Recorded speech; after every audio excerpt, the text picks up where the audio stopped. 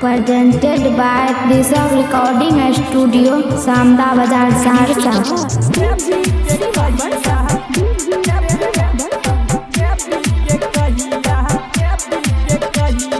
बढ़ गेल है फेरो छोड़ी मकैया, बोले तू हमारा देवी के कहिया। बढ़ गेल है फेरो छोड़ी मकैया, बोले तू हमारा देवी के कहिया। जय दिन के कह रहे दिहो इंतजार के, जय दिन के कह रहे दिहो इंतजार के।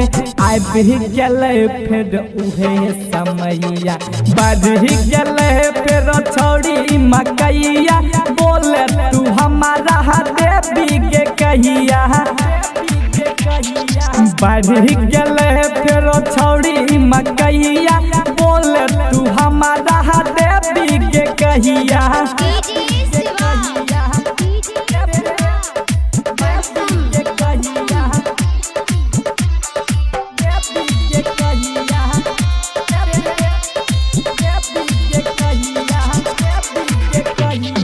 बारह बजे है बाद हो जाए खाली, 12 बजे है बाद हो जाए खाली।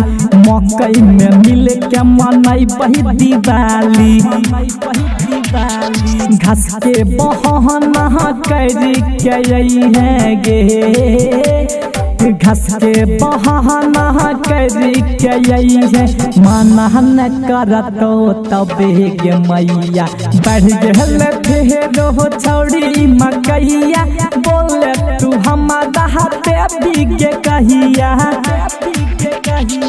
बढ़ गेल फेरो छोड़ी मकैया, बोले तू हमारा देवी के कहिया।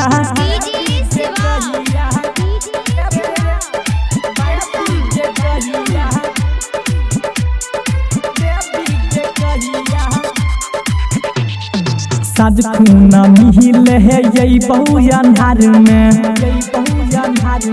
साज खूना मिल है यही बहु अन्हार में। खारा तू रही है अपन भूसकर में,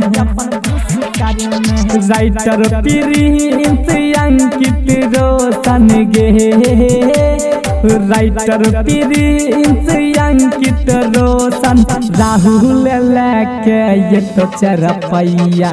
बढ़ गेल फेरो छोड़ी मकैया, बोले तू हमारा देवी के कहिया। बढ़ गेल फेरो छोड़ी मकैया, बोले तू हमारा देवी के कहिया।